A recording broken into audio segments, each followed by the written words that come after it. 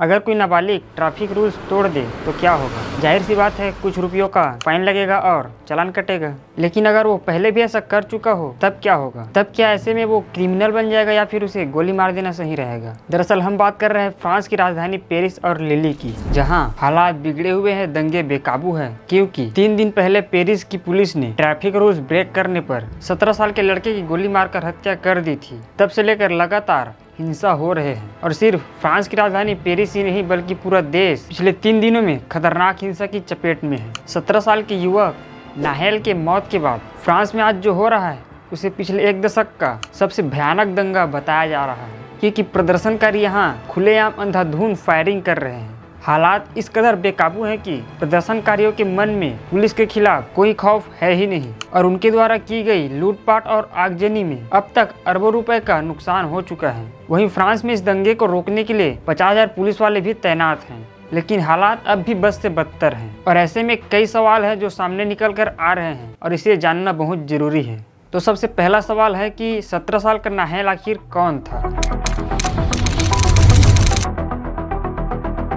दरअसल नाहेल takeaway delivery driver का काम करता था और अपनी मां का इकलौता सहारा था। साथ ही उसे रग्बी खेलना काफी पसंद था और वह पिछले 3 सालों से पायरेट्स ऑफ नैंटेरे रग्बी क्लब का एक्टिव मेंबर भी था। वहीं नाहेल की मां मोनिया का दावा है कि अल्जीरियाई मूल के होने के नाते पुलिस ने उसका चेहरा देखा और गोली मार दी। वैसे अल्जीरियाई मामला क्या है इसके बारे में हम आगे बात भी करेंगे, क्योंकि इसको लेकर पहले भी जानलेवा दंगे हो चुके हैं। तो मीडिया से बात करते हुए मृत लड़के नाहेल की मां ने बताया कि पढ़ने लिखने में मन ना होने के कारण उसकी दिलचस्पी इलेक्ट्रिशियन बनने में थी। इसके लिए नाहेल ने कॉलेज में एडमिशन भी लिया था और नाहेल जिस रग्बी क्लब का मेंबर था उसके प्रेसिडेंट ने बताया कि नाहेल बहुत ही एक्टिव और एनर्जेटिक लड़का था। उसमें आगे बढ़ने की ललक थी और इसी के साथ वह किसी भी आपराधिक गतिविधियों से खुद को दूर रखता था। ऐसे में हो सकता है कि उनकी फैमिली कंडीशन सही न हो या फिर पढ़ाई के साथ साथ वो डिलीवरी ड्राइवर का काम पार्ट टाइम के तौर पर कर रहा हो ताकि अपने आगे की पढ़ाई वो उसी पैसों से पूरा कर सके। और ये सभी सिर्फ तर्क है,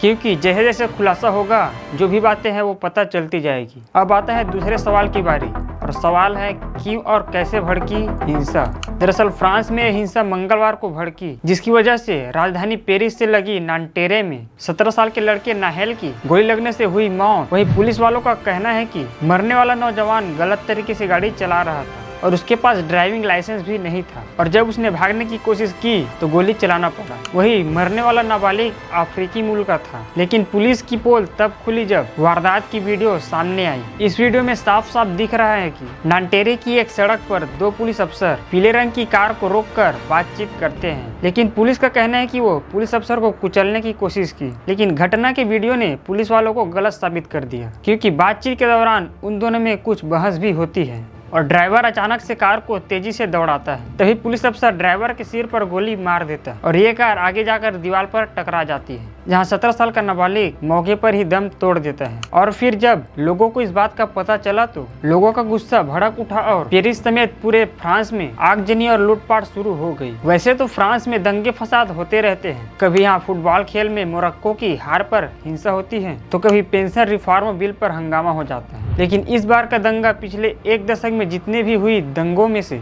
सबसे भयानक दंगा बताया जा रहा है। सवाल नंबर 3 कि फ्रांस में ट्रैफिक नियम उल्लंघन करने पर गोली क्यों मार दी जाती है?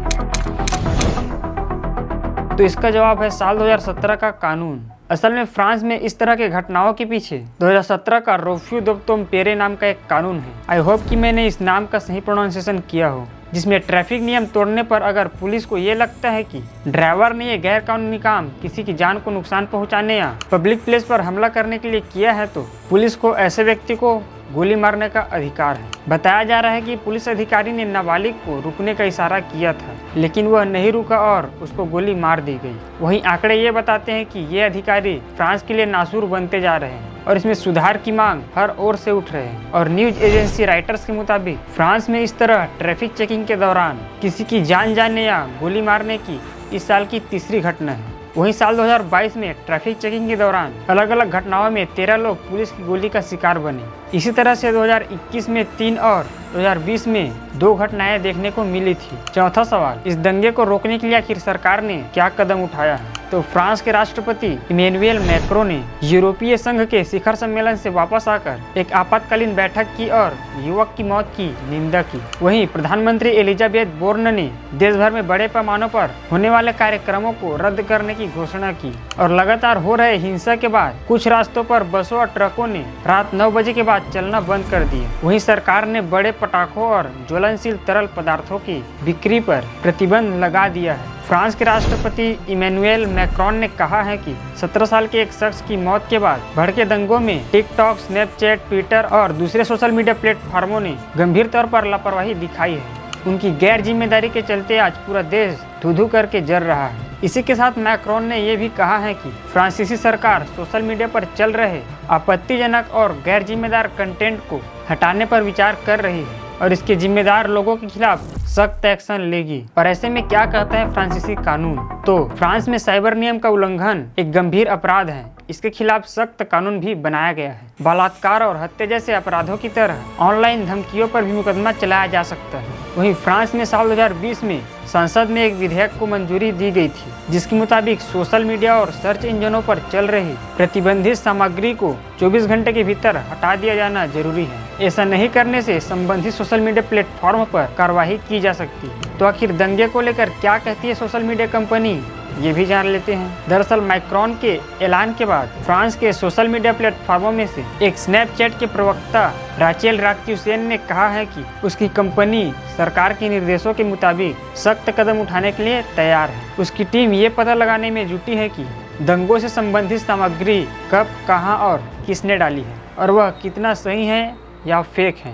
लेकिन दूसरी तरफ फेसबुक, इंस्टाग्राम और टिकटॉक की तरफ से तुरंत कोई जवाब नहीं आया। यहाँ तक ट्विटर भी सरकार के ऐलान के साथ ज्यादा गंभीर नहीं दिखा। अब ये जान लेते हैं कि जब ऐसा माहौल होता है तो यहाँ पर सोशल मीडिया कैसे एक्शन करता है। तो फ्रांस में सोशल मीडिया की कंपनियां सरकार के साथ कदम ताल मिलाकर चलती है। वहाँ देश के नियमों को मानना जरूरी है। टिकटॉक, स्नैपचैट और ट्विटर जैसी सोशल मीडिया प्लेटफॉर्म शिकायत मिलने पर खुद ही पुलिस जाँच की सहयोग लेती है, क्योंकि हिंसा और गैरकानूनी गतिविधियों के लिए उनके प्लेटफॉर्म का उपयोग सरकारी नीतियों के खिलाफ होता है और सरकार के निर्देशों के बाद प्लेटफॉर्म पर पोस्ट की गई विवादास्पद सामग्री को भी हटा दिया जाता है।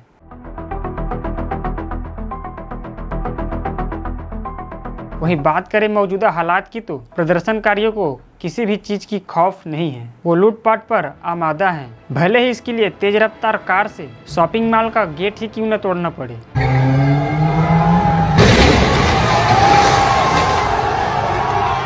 और प्रदर्शनकारी दरवाजा तोड़ने के लिए गाड़ी का इस्तेमाल करते हैं और जैसे ही दरवाजा टूट जाता है भीड़ अंदर घुसने की कोशिश करने लगती है। फिर लूटपाट शुरू हो जाती है और इस हिंसा से बस ट्रांसपोर्ट ठप हो गया और दर्जनों बसें तबाह हो चुकी हैं। प्रदर्शनकारियों के निशाने पर दुकान, बैंक, शॉपिंग मॉल, दफ्तर, लाइब्रेरी और स्कूल हैं, जिसमें अभी तक बड़ी कंपनियां जैसे एप्पल, ज़ारा, विस्ता, नाइकी के स्टोर्स को भी लूट लिए हैं।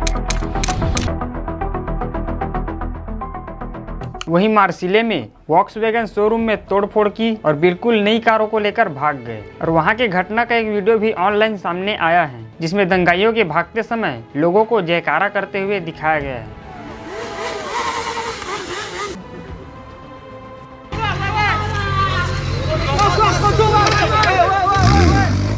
और इस हिंसा से निपटने के लिए फ्रांस में लगभग 45,000 पुलिस अधिकारी तैनात हैं। वहीं 3,000 से अधिक दंगाइयों को अरेस्ट भी कर लिया गया है। उसके बावजूद भी दंगे रुकने का नाम नहीं ले रहा है और पेरिस क्षेत्र के कम से कम 3 शहरों और देश के कई अन्य शहरों पर भी कर्फ्यू लगा दिया गया है। वहीं मैक्रोन ने अभिभावकों से कम उम्र के दंगाइयों की जिम्मेदारी लेने के लिए आग्रह किया है। कहा जा रहा है कि दंगाइयों की भीड़ में 1/3 लोग युवा या नाबालिग हैं। मैक्रोन ने टिकटॉक और स्नैपचैट जैसी सेवाओं के माध्यम से फैली अपराध प्रेरित हिंसा को रोकने के लिए लोगों से अपील भी की है और हालात को बिगड़ते देख फ्रांस के पीएम ने मंत्रियों के साथ बैठक के बाद ऐलान किया कि वो फ्रांस में इमरजेंसी भी घोषित कर सकते हैं, लेकिन हुआ नहीं।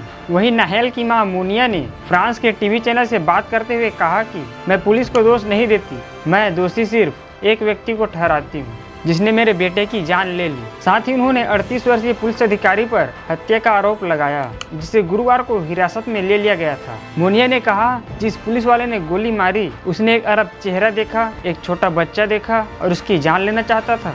और ऐसे आपके लिए अल्जीरियाई मामला क्या है, उसके बारे में जानना बहुत जरूरी है, क्योंकि कहीं न कहीं इसी के चलते ये दंगे रुकने का नाम नहीं ले रहे हैं और इनकी जड़ें बहुत ज़्यादा गहरी हैं। दरअसल फ्रांस को एक मल्टीकल्चरल और धर्मनिरपेक्ष देश माना जाता है, यानी कि राज्य राजनीति या किसी गैर धार्मिक मामले से धर्म को दूर रखे तथा सरकार धर्म के आधार पर किसी से कोई भेदभाव न करे। और धर्मनिरपेक्षता का अर्थ किसी के धर्म का विरोध करना नहीं है, बल्कि सभी को अपने धार्मिक विश्वासों और मान्यताओं को पूरी आज़ादी से मानने की छूट देता है। और 1789 के फ्रांसीसी क्रांति में वहाँ जो धर्मनिरपेक्षता के मूल पैदा हुए थे, उनकी निरंतरता आज भी जारी है। असल में 2020 तक फ्रांस की आबादी 7 करोड़ थी, जिसमें 85% यूरोपीय मूल के थे। यूरोप में सबसे ज्यादा अप्रवासी फ्रांस में ही हैं। अल्जीरिया एक समय में फ्रांस का उपनिवेश मतलब दूसरे देश से आए हुए लोगों की बस्ती थी। इस कारण से भारी पैमाने पर अल्जीरियाई यहाँ आकर बसे हैं, जिसमें मुस्लिमों की आबादी सर्वाधिक है। एक सर्वेक्षण के अनुसार फ्रांस में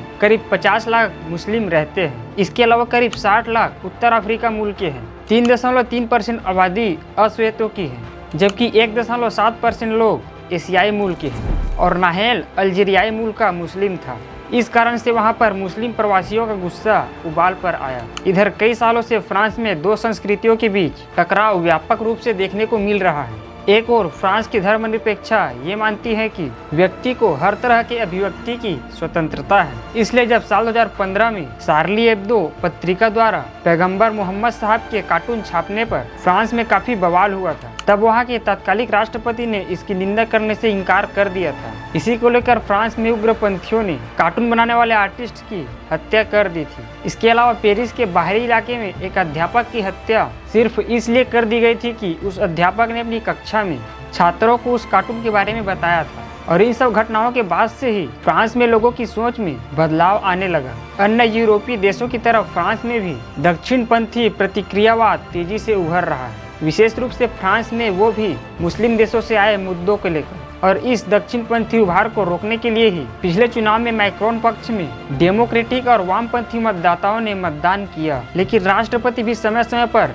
अपनी छवि बहुसंख्यक लोगों के अनुसार बदलते रहे हैं। रूस यूक्रेन के युद्ध के कारण फ्रांस में आर्थिक संकट पहले से काफी बढ़ गए और पेंशन की उम्र को 64 वर्ष किए जाने के फैसले के पहले ही वहां पर लोगों के बीच नाराजगी है। और बढ़ते हुए आर्थिक संकट का दोष वहां की धुर दक्षिणपंथी पार्टियां मुस्लिम प्रवासियों को ही दे रही है, जिन पर इन संकटों का सबसे अधिक प्रभाव पड़ रहा है। इस कारण से उनके अंदर धार्मिक अस्मिताएं उभर रही है। अगर चंद अश्वेत आबादियों को छोड़ दिया जाए तो बहुसंख्यक अप्रवासी पेरिस के बाहर बने बड़े बड़े घेरों में रहने के लिए मजबूर है। यह संकट और अराजकता फ्रांस को नव नाजीवाद की ओर धकेल रही है, जिसके ग्रीस और इटली जैसे देश पहले से ही शिकार है। दुर्भाग्यवश पूरे यूरोप तथा फ्रांस में उदारवादी वामपंथी शक्तियां तेजी से अपना असर खो रही है। और यह केवल फ्रांस के लिए नहीं बल्कि पूरी दुनिया के लिए निराशाजनक स्थिति है।